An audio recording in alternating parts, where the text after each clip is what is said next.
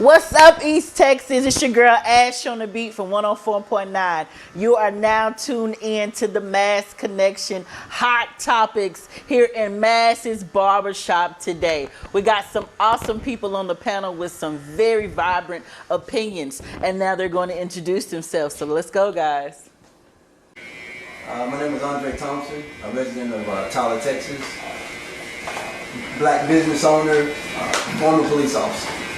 Right. Jesse Taylor, independent trucking company, Chapel Hill, Texas. Hey, what's up? It's your boy Dwayne Black, assistant program director at 102.719 The Blaze here in Tyler, Texas for the past 17 years. I'm just ready to talk, baby. Ashley Choice, Tyler, Texas, school teacher here in Tyler.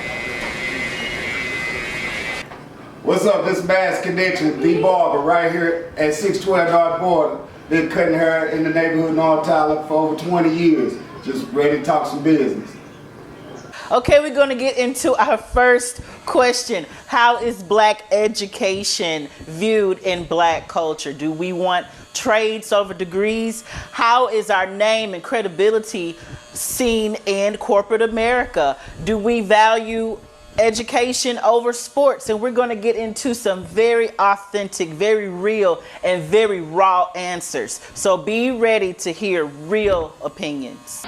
Now, as white people see it in their kids, they see it totally different than us. My view is if you grow up not wanting for nothing, not hurting for nothing, you're able to finish school because you're not putting your parents in no type of struggle because you already had it. Being black, bro, if you only grew up not having what you see everybody else want, so when you get a chance to get right to it, what's going to stop you? Well, do I finish my education or do I grab a couple meals? I'm going to get the money because I've been hurting since I've been a kid. You know, my family ain't had nothing. So for me to get opportunity to take care of us, I'm going for the big money. But in the end, we losing because we still don't have no education to further ourselves after we make any type of mistake out there on the football field, basketball, or whatever. So my thing is, white people, they had the best of both worlds to me because, like I said, they don't have to, struggle on what decisions they make because either way it go, they're gonna be justified. You know what I'm saying? They're gonna be put in a situation to win. We not. A lot of people that obviously they have to make a decision whether they want to go into the league or finish their education. And we know most black men, they automatically want to go for the money. But at the same time, if you got a chance to get a free education, sometimes you might have to take that into consideration because when you leave school early and go to the league, you're not able to get that scholarship money anymore. So you got to depend on yourself to make yourself go. Now some kids, like you said, they got to go because they got to feed their family, stuff like that. You got to do what you got to do. Now some people ain't going to relate to it because they ain't had to struggle like some of the young kids is. But it's definitely really important for them to get the education because we need more educated kids out here because you might blow your knee out. Now you ain't got nothing to fall back on, right? You know what I mean? Now I understand what you're saying about all that, and that makes a whole lot of sense, but I think you got to understand this, just kind of parlaying off of what he just said. Basically, I get it. If you're good enough to make it to the league, that's great. But we have over 300 some odd universities out there and over 20,000 players out there playing ball. Everybody's not going to make it to the league. So you have to value that education over that part because for the 1% that does make it to the league, there's a whole bunch of percentages that's not. So you need to take advantage of the fact that they're giving you a free education. Use that, and you can put that back into your community once you get out of school. Now, like he said, once some people make it to the league, what if you get hurt? If you get hurt, now it's done. What if you get in there and you don't turn out to be the player they thought you was going to be? You know, that goes away. But that education that you get, that's going to follow you wherever you go. You can use that in any avenue. You can't take a basketball into a business office and hope that's going to get you somewhere, unless they're just using you as a trademark.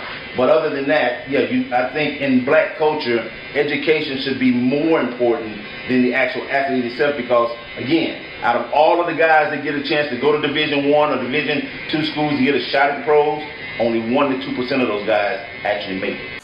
Right now, our president, Donald Trump, has just signed an executive order saying that education means nothing. And so he can put people into federal positions without having any type of educational background.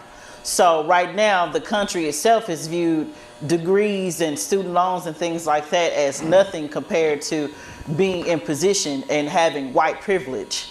White privilege is trumping everything that we have going on right now. Now, trades and degrees, a degree, how many people y'all know are actually working within their degree? Not too many. Not too many people go to school and then come out and get the job that they went to school for, that they got in debt for, okay? So then you think about trades, trucking, welding, all these different type of vocational skills and things like that. That is a guarantee that you eat. You will go into debt going to college. A lot of people that are hundreds of thousands of dollars in debt just trying to get a PhD. They have a PhD, and if they do some type of student loan forgiveness, they'll hit the lottery. That is the lottery for them right now. They are banking on Biden saying, hey, we're going to get rid of student loan debt. Then they can live the life that they went to school for. A lot of them are living below their means because they're paying back $1,000 loan, $2,000 loan that they took out just to have a degree, just to survive. They're not living no better than us. They've accumulated the bills that matches the lifestyle that we think they ought to live. So right now, trades, to me, vocational licensing, especially with black young men between the ages of 16 to 23, we need to be pushing that on them, especially if they're not playing ball. There needs to be some type of program where they can get into welding school, trucking school, mechanic school, and give them the opportunity to have a chance to eat every single day. Nobody wants to go to school to be in debt anymore, and that's all a degree is right now from my viewpoint. Is you have a degree, you have 7 degrees, you're paying for them right now, because nobody is paying $4,000 to $5,000 a semester to go to school. They're taking out student loans and they're having to pay them back. And what does the government do? They say, hey, if you don't pay this back after you graduate, that's why everybody stay in school for all these years. There's a lot of people that's been in school for a decade, because as soon as you graduate, Sally Mae is going to send you a letter 6 months afterwards and say, hey, you need to start paying us or we're going to garnish your wages 15%.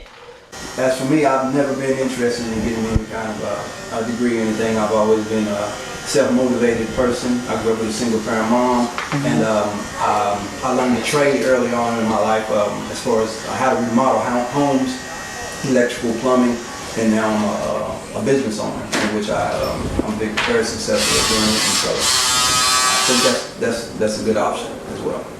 So to finalize what I was saying, okay, the reason why I'm so strict on what I'm saying is because I coach Little League football. I've been doing it for over 15 years. So I grew up watching these kids, all black majority, Little League, you know what I'm saying? And I see their mothers struggle just to pay their fees for them to play a sport that they want to do so badly. You know what I'm saying? So my thing is, if you watch these kids out here, they doing it, you know what I'm saying? They parents cheering them on. The mama's the only one out there. We don't have too many fathers at the game like we're supposed to be. So it's a hard situation to watch your mama go through this. So after so long, it's installed for you to want to do better for her. So that's why I say most of them bypass trying to get education, because they want to see the smile on their mama's face just like everybody else. So education, I'm with it, bro, but we don't have so much choices to chase the education, because taking care of the family is our main goal. Mine is, you know what I'm saying? I'd rather feed my family this year and worry about the book the next year. You know what I'm saying? Because tomorrow not promised. So you can search for that long road, but you might not never make it, bro. You know what I'm saying? But I know if I take 2 steps, I'm good. So that's what I'm rocking with, you know?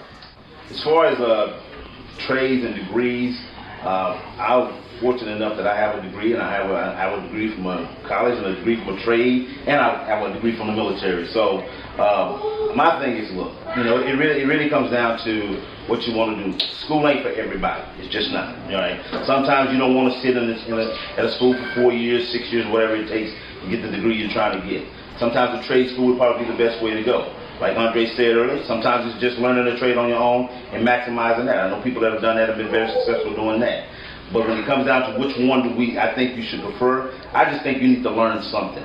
Basically, get some kind of education, some kind of trade in your head, some kind of skill that you can use. My granddad used to say it all the time. Well, find something that you love to do, find a way to make money at it, and you'll never work a day in your life.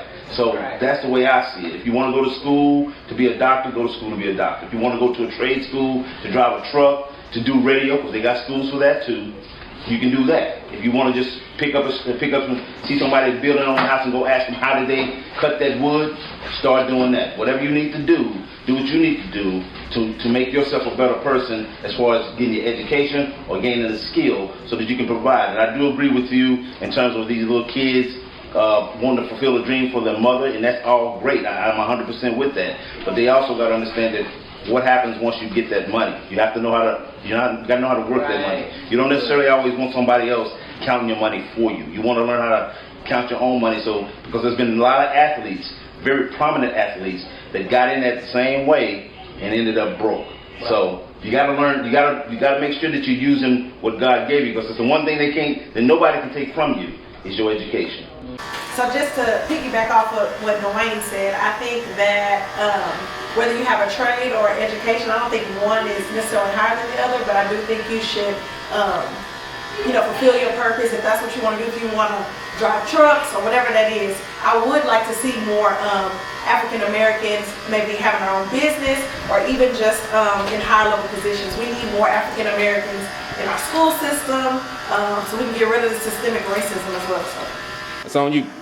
Yeah, I think the main thing is definitely trade for me. I like trade. College is cool, but I got too many friends with degrees that ain't doing nothing with them. I mean, it just, it makes no sense to go to college, spend $80,000 on a degree, and you only make $30,000 a year. When you go get a trade, and it probably cost you $5,000 to $10,000, and you can start making 40, 50, 70, 80, 100,000 a year real quick. So I believe college is overrated. Trade is much better. CTE, the TISD, they got the best program in the whole East Texas, where you can go there and learn how to work on planes, learn about culinary, criminal justice, cosmetology. They supposed to be bringing Barber into the CTE too. So that's going to be a plus. So a lot of kids, I believe TISD would be better off if they start allowing the middle school kids to be able to start going to the programs early instead of waiting till their junior year to figure out what they want to do. Try to give kids a little bit of exploratory classes so they can kind of figure out what they want to do.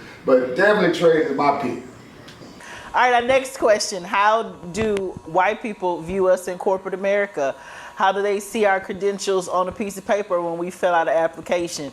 And here's my honest to God opinion. They don't care.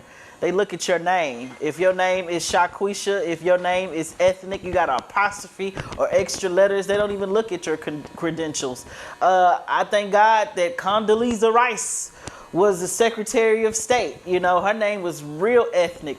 You know, a lot of times we think that we should be in position because we have X, Y, and Z attached to our names, these letters. But sometimes the letters can be held against us. So right now, what we need to do is just start our own corporate America. If we are that educated and we have these types of credentials, we need to start our own businesses. They don't care about letting us in. And the only thing that is letting us in at this point is affirmative action.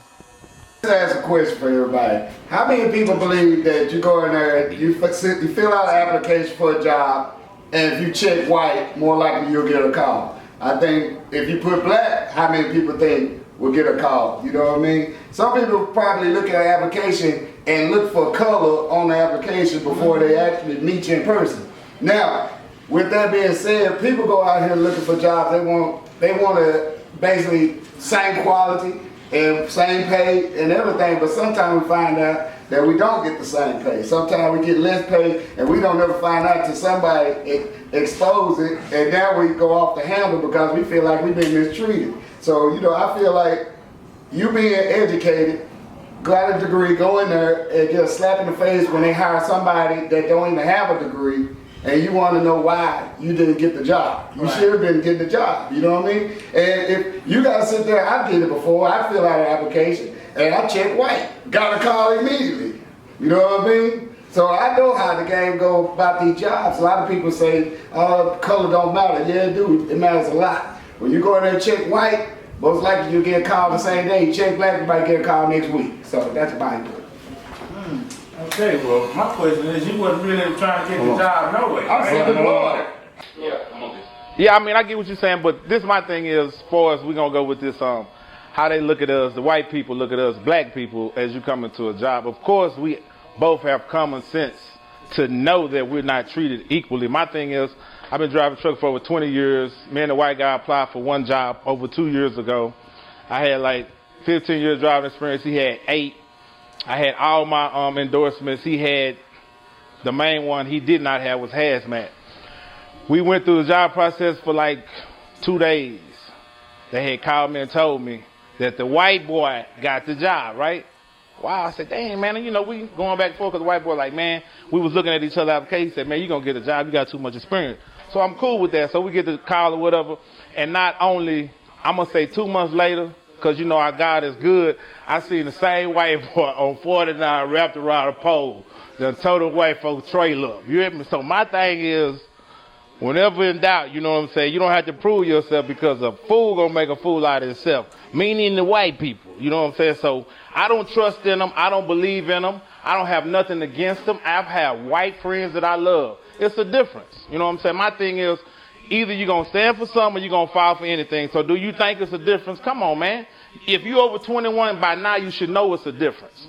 You shouldn't play with yourself and go on there thinking or whatever. Give yourself the best opportunity. Like they've been saying in this whole little hot topic, is to try to start your own business and be your own boss, because then you don't got to worry about being mistreated, you know what I'm saying, by the white people. Because trust it or not, you can sit up here and say Johnny loves you, Billy loves you, but I sure for damn he'll let you hang before he let his people hang, and that's just the truth of the matter. Hello, people.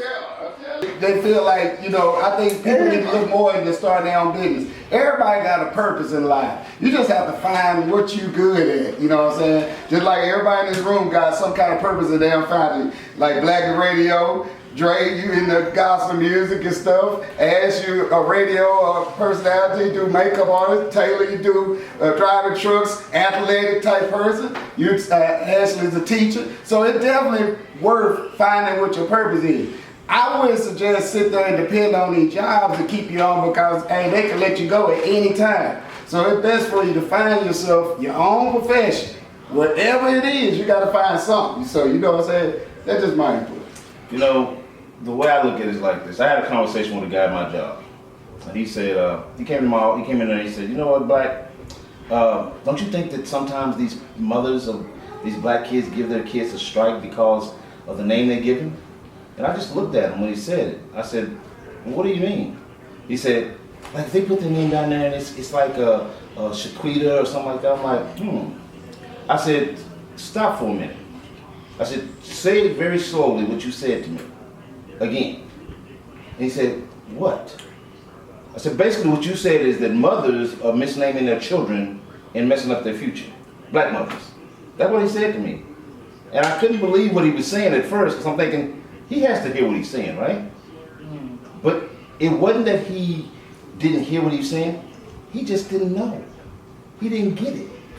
I said, what is the difference if the name of the person on the application is Shaquita or Susan? At the end of the day, aren't you supposed to look at their qualifications and see if they're qualified to do the job? Wouldn't that be it? Yeah, but Black, you know that's not how it works. So you're acknowledging to me that that's what's going on.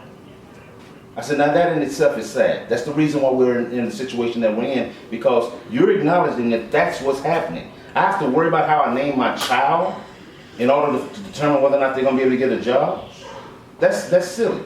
Now, when we talk about does it matter in corporate America whether or not you're black or white, or how they see your education and where it's stemming forth as far as corporate America is concerned, if it didn't matter, why is it even on the application? Why are you asking me my ethnicity on the application? It should just be my name, my credentials, and that's it. And if you're going off of my name, hell, my name could be Shaquita, but I could be a white girl. My name could be Biff, but I could be a black guy. It doesn't matter. At the end of the day, it's supposed to be, do you have the qualifications to do the job? Just like the brother over there just said, someone got a trucking job and he wrapped it around the pole. Obviously, I don't know what the reason why he wrapped the truck around the pole. It could have been something else. But at the end of the day, that's what happened. If the corporate world wants to be fair, which we know in a lot of instances it's not. You know, we know that for a fact. You'd have to be on another planet if you didn't think that was the case. But if you're sitting there thinking that when you fill out an application, that they're going to look at your application just as equally as they look at someone else that's not of the same race of you as you are, then you're fooling yourself. But I did find it very odd that a white guy came to me and asked me that question. Think about that. He asked me, are parents misnaming their children to hurt their future? That in itself is unbelievable. I can recall being discriminated against a couple of times as I applied for different jobs, and I had to prove myself. You know, and especially, you know, in the remodeling business, if I would have somebody before I started my own business, and I had like somebody who was equal to me, they would go ask the white guy who was at the same position that I was a question about something that needed to be repaired over asking me when actually I was his boss, or I knew more than he did.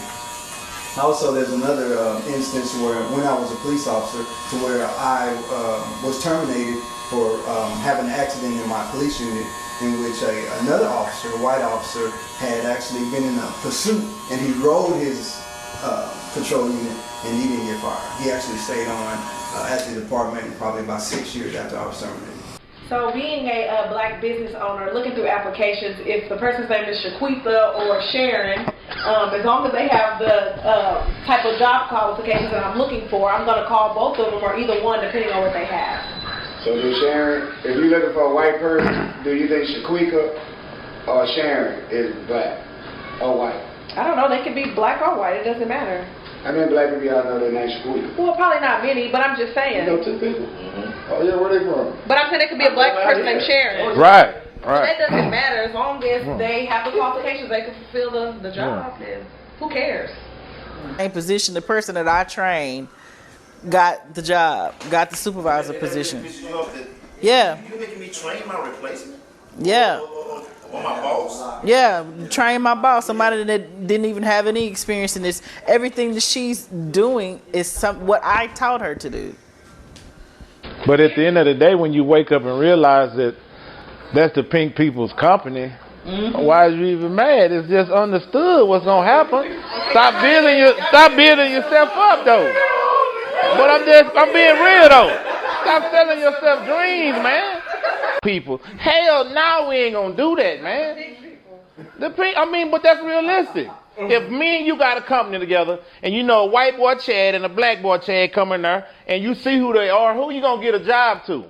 You can tell me I'm gonna give it to the white Chad. You're lying, black man. I hope you give it to the brother to give him an opportunity. If he do fail, at least you can say you gave him a chance to be successful. I'm speaking in general.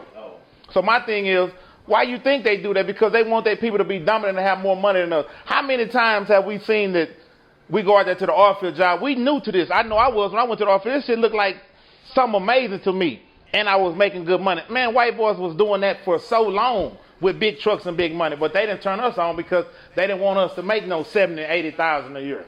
That's what they say. Yeah, but how many black dudes you know now? Everybody oil field workers. You know what I'm saying? Because now you need us. Because you don't have enough pink people to cover the job. They'll never put you in position to be, your boss will never put you in position to be his next door neighbor. Of course not. Would you? No. You're not finna get a bigger truck and bigger house than me, and I've been doing this longer than you, and my daddy is the co-founder. You're crazy, man. It's always interesting to get everybody's. Because even though you have your opinion and I respect your opinion, I may not think 100% like you, maybe 80% of what you're saying, Right. but I've been in situations where that's been flipped.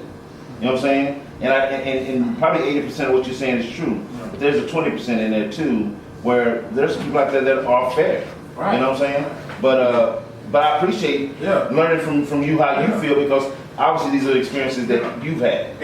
And you got some good values, but I got to give it to you the way it's been given to me all my life, you know? I've been through this. Like, I've never been over there where they was like, here, you want crab legs for dinner today?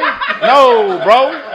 We cooking pork chops and making this spread for everybody to survive. So with that gravy, so that's what I'm adapt to. So my thing is, I understand where they coming from. I don't have no problem with them looking out for each other. But my thing is, when we gonna start looking out for each other, though? You know what I'm saying? The thing is that do in our communities, man. Even like if a brother, like let's say if I own a radio station.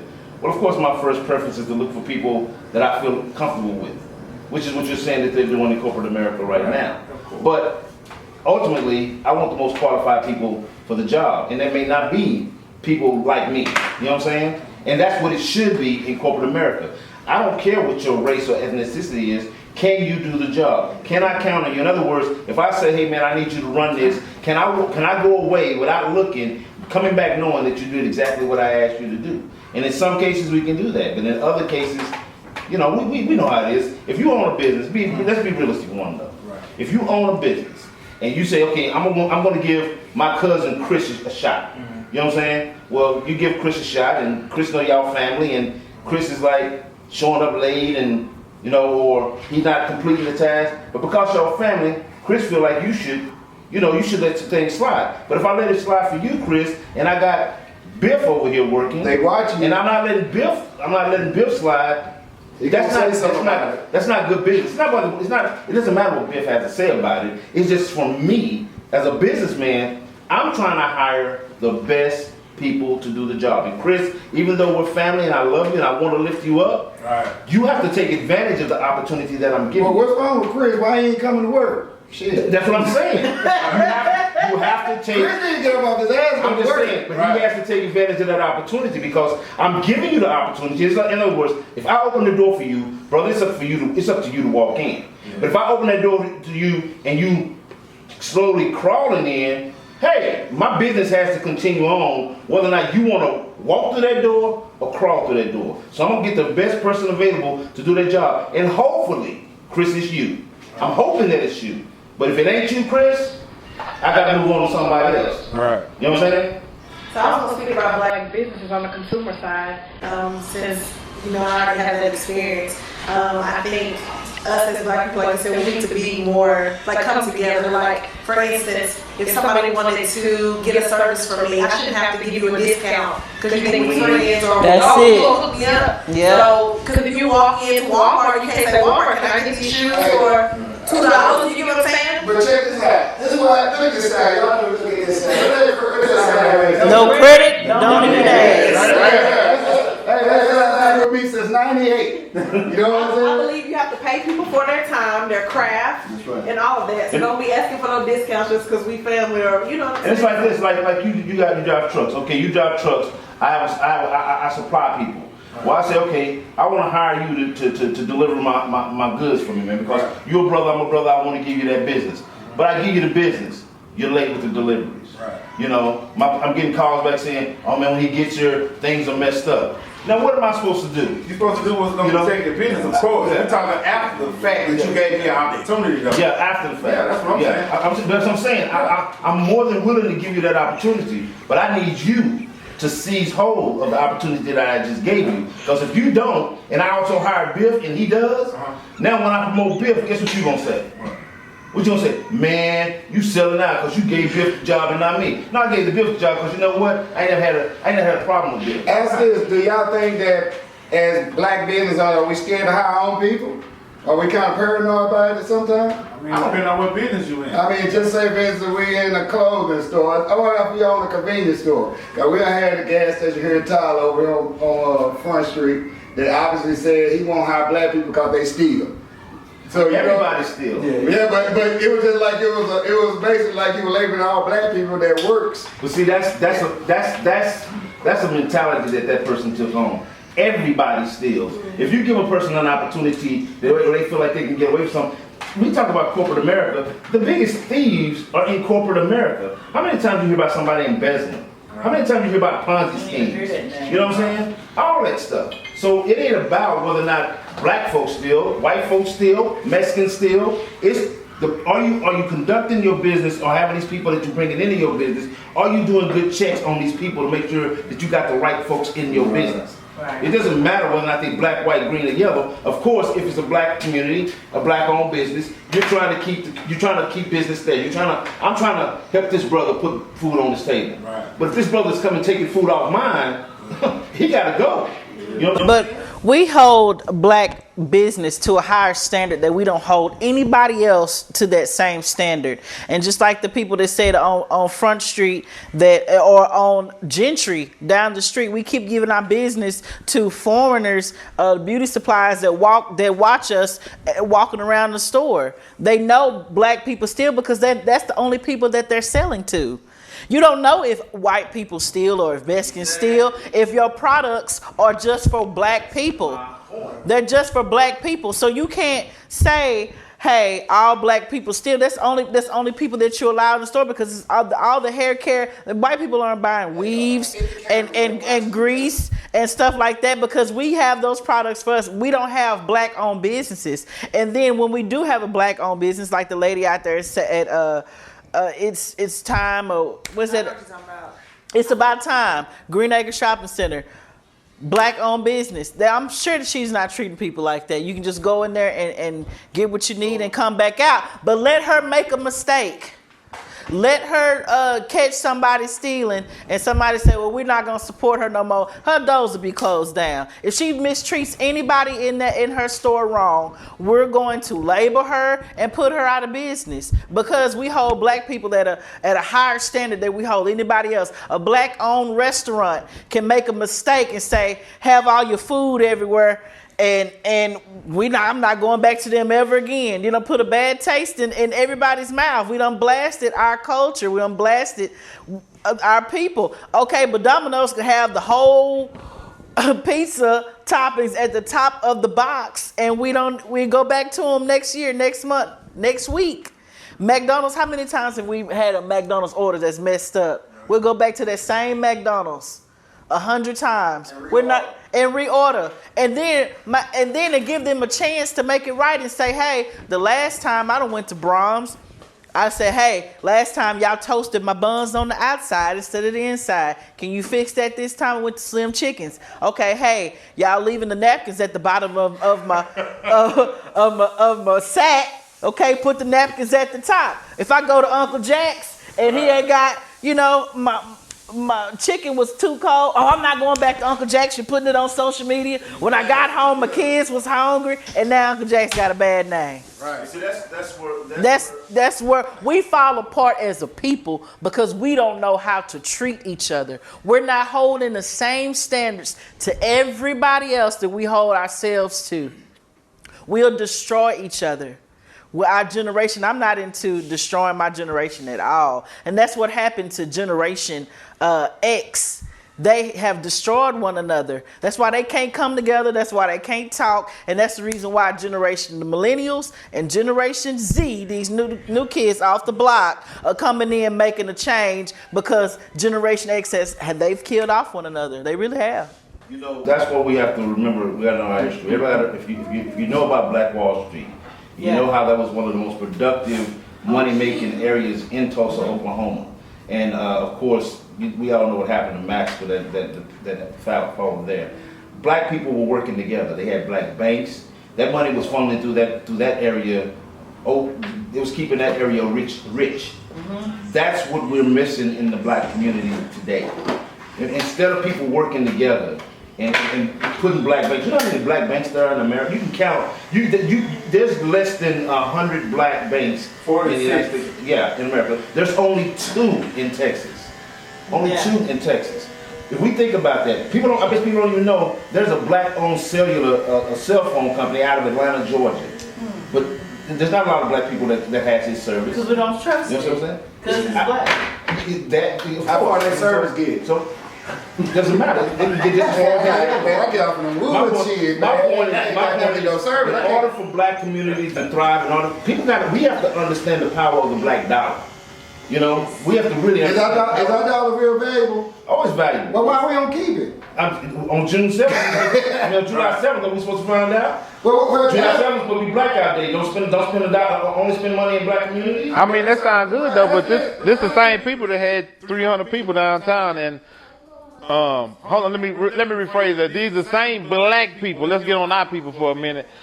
There was 150 downtown in front of the courthouse. Maybe not even 150, but it was over 500 in money bag Saturday for the no-show. So we can't never get nothing taken care of, because we don't never stand up for nothing. We talk all this good shit, but when it's time to stand up and really put in some motion, we never do. If we came in numbers, do you understand if you would have had 2,000 downtown, do you know what kind of message that would have sent to them people? Like, hey, they may be really tired of this shit after all, but 200 versus the rest of y'all sitting on TV talking about the ones that's out there putting in work. I mean, come on, bro. We ain't gonna never get ahead if we don't come together, though. So my thing is, we can fight amongst our culture, but like I said, dig inside first, and then we can come out and get this shit situated, man. You know what I'm saying? That's one thing I did notice. That is a big issue as far as growing up, is that all the other cultures support each other. Hispanics support Yes. Hispanics, whites support Hispanics. I'm a DJ. I DJ full time.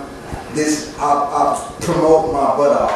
90%, no lie, 90% of my business is whites.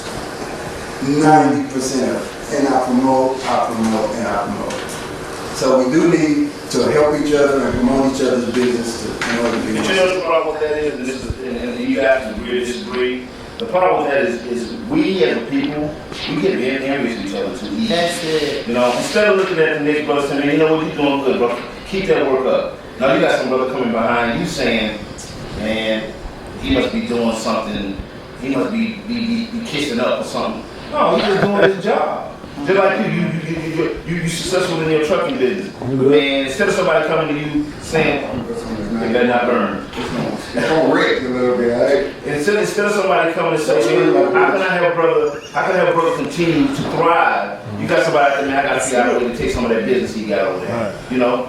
Let's not think about how you can sabotage somebody. Right. I asked him what he would have put that on the white people.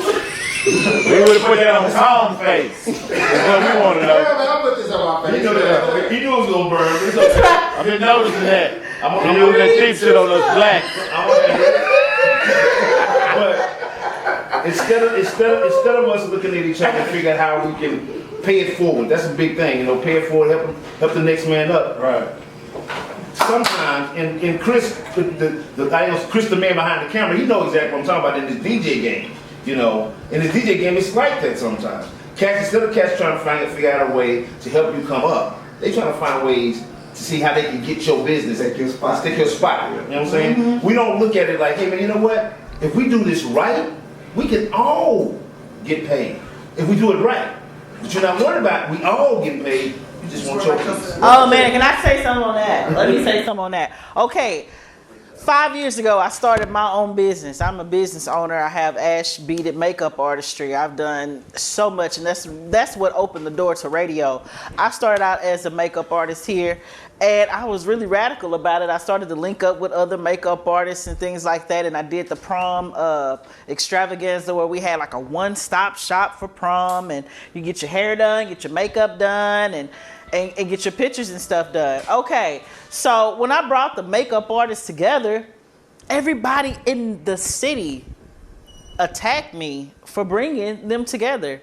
You know, it was like, oh, well, you with Ashley, you better get a receipt for stuff that you do. Like I was going to do something, wrong, or I was going to take money from them. Whatever money that you made, it was yours. How can I stop you from eating? I had so many great ideas on how I could come together like a coalition of makeup artists to travel and do different things, and people that were connected to them in their ear about, okay, you need to switch this up, or she's going to get more business than you. We're our own worst enemy. Now we have people that are coming against me now, okay, with the radio. Right now, I'm hiring black people. I have black males, and I really feel like right now, black men are the most important image that we need to see right now. We need to see that strength. I could have a woman all day long, but people need to see young black males come up, and that's what my goal in the beginning was, trying to be with the makeup artistry and all of that. That is dead to me now. I gave up on it because I don't want to compete with anybody. I'm for bringing people together. I understand there's room for us all. You know what I'm saying? But my biggest payday has been from white people. My biggest wedding has been from white people. I'm charging a black wedding over here $300 and $400, and white people understand my value. And now I'm charging $1,000, $1,500 for them because they understand my value. With radio, I'm sitting up here lowballing my radio advertisement for black businesses in this city. I said $50 for radio airtime. I'm gonna record your commercial. Give me a flyer, I'll make it. I'm my own media. Okay. So I couldn't even, I'm chasing people down to say, hey, you want to promote your business? You want to get off the platform of social media and Facebook? People, oh, I don't want to pay $50. You want to renew it? And if they did pay the $50, they didn't want to renew it. Okay, but if you go to the Blaze, you're going to pay $2,000, $3,000. Okay, so now I'm not even dealing with black people no more because they don't understand my value. I'm one of those that have given up because they don't understand the value on what I'm trying to offer. So now my biggest payday was Chimbers. They gave me a comma check. My biggest payday was another non-black owned company. They're giving me thousands of dollars for something that I was trying to sell to my family, my people, my black people for 50. Feel that. And you know me personally, I had the experience. I did a test for myself. I messed around, had wrecked my truck. I got an old 98 pickup truck, piece of shit. And I messed around and had a little wreck in my truck. So I went to the rental car place and they said, "Mass, what do you want?" I said, "What can I get?" They said, "Whatever you want." I said, "Man, that BMW, that 520 right there, that 2020, that bug clean." He said, "You can have it." I said, "How much it cost?" "Nothing." So I'm like, "Cool, I can get the BMW, cool." So I went and got the car, came to work. Uncle came up here and said, "Who car is that?" I said, "Oh, it's just a rental." He said, "Man, you ain't gonna make no money with that car, period." So you think, watch. I sat up here almost 2 weeks with that car. It was many days I slept in this shop waiting for customers. I took that BMW, got my regular truck back up there, been busy ever since, you know what I'm saying? It's like, damn, they don't want to see you rolling clean, you know what I'm saying? They'd rather see me in the old truck. I said, I'm cool with that, if it's going to make me some money, but you know, it's a shame that you can't go out here and buy nothing nice, you can't treat yourself because they look at you like, oh, we paying too much money to man. He got too much stuff going on. He coming up off of us. Yeah, he coming up off of us. But guess what they will go buy? They gonna go buy that Gucci belt. Yeah, that's perfect. I'm just saying. Can't whoop nobody. They gonna go spend that money on a brand name, Chanel or whatever they want. Let me tell you something, man. We really just don't know the power of the black. You know, if on July 7th all black people do what they ask you to do and don't spend a dime with white businesses, you're gonna see the impact that has. That you talking about? We are a very big part of the national debt here because we spend money. If anybody's gonna spend money, you know we gonna spend money. Hell, we gonna spend $500 on a pair of tennis shoes. Right. You know what I'm saying? Stay in Jordan line. Exactly. So you gotta understand, man, the power of the black dollar is there, and it can be so much more powerful in the black community if everybody that was in the black community would uplift the people in the black community. I feel sorry that people didn't do. But it being in the DJ business, I'm telling you, you ain't alone. It's people don't want to see you do better than them. They don't understand, but you know what? If you work with me, I can help you get this too. We can do this together. I'm not greedy, you know? I'm not the greedy type, but if you want to work with me, I can. But then you try to work with them, and then you find out that while you're trying to work with them, something's going on behind your back. Yeah, they have a hidden agenda. You know what I'm saying? Yeah. But that's why I say the power of black folks. The problem that I see with black folks in terms of trying to come together is that we need to get away from that and realize, man, my grandmother used to always say, and it may sound like a cliche off of an old movie you heard, but she used to say it before I saw the movie. With a fence, we can strike a mighty blow if we come together with a fence. And she was talking about family, but I'm talking about we as black folks, if we look at each other as like, you know what, this brother has a trucking business. I need my services. Say so, hey brother, you know, let's get together and see how we both can benefit from this. You know, but if I don't go to him and try to work with him, but I'm gonna go across the street to Chuck, right? And don't get Chuck to do it because why? I don't know if that brother over there is if I can count, if I can depend on him. Well, how you know? Did you go there and talk to him? Did you try to work something out with him? See what he was about? All right. If you didn't do that, then you didn't get that brother a shot. You just bypassed him, and guess what you just did? You did exactly what they do. Mm-hmm. They looked at him and saw he was a brother and said, I don't know if he's going to be trustworthy. I'm going to go to Chuck. And I think like the Blackout Day would be cool if if it's more than one day. I think instead of just doing it for one day, you should. Now, the premise is to let you know how much one day will impact. Oh, yeah. It'd be better if they do it long term because at the time, you know, me personally, I work every day. I make sure I pay myself something. I'm not going to stand up here on my 10 toes every week and not pay myself something first. Before I go pay anybody, TXU, bills, anybody, car note, anybody, I'm paying Mass first. And if I make $1,000, Mass gonna get $300 to $400 of it. Now, whatever y'all get out of that 6, y'all can have it. But Mass getting this first. You know what I'm saying? So you gotta start looking out for yourself. Just because you made $1,000 don't mean you gotta go run to the mall buying J's every time you drop a color. You know what I'm saying? You ain't gotta go buy the new rim. And that's where the value of our dollar gotta come in our mind to make it seem like, okay, just because, like, I wouldn't want to be like, made $1,000, the taxes done took 1/3 of it. The church wants 10% of it. Then the bill wants 50%. Church ain't getting shit. And then, Stop all that. Not playing with but real talk, but check it out. And that's a problem with the churches because we depend on the churches to be the leaders, and all they want to preach about prosperity. We don't believe in the reverence. I love you, bro. Let's be real. So check it out. You made $1,000. You turn around, 300 of it or so went to the taxes.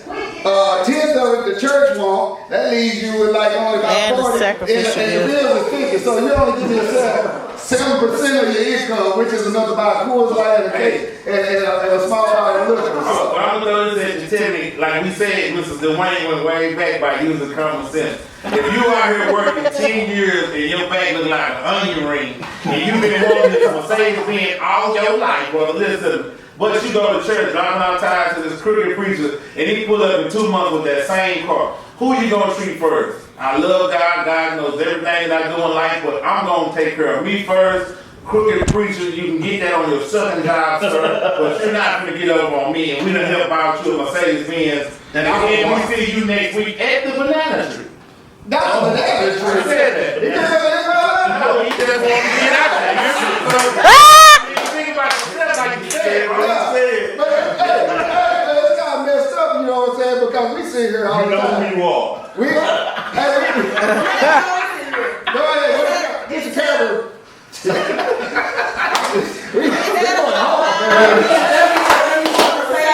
Don't put that money aside for your child education, or like we were talking about, well, then we get into that question about wealth. What about when you want to pass on money to your children when they get older? But if you already got stocks and stuff already saved up for your kids before you got it. If you're using your common sense, I hope you don't blow this man in the car and then LeJohn don't have life insurance.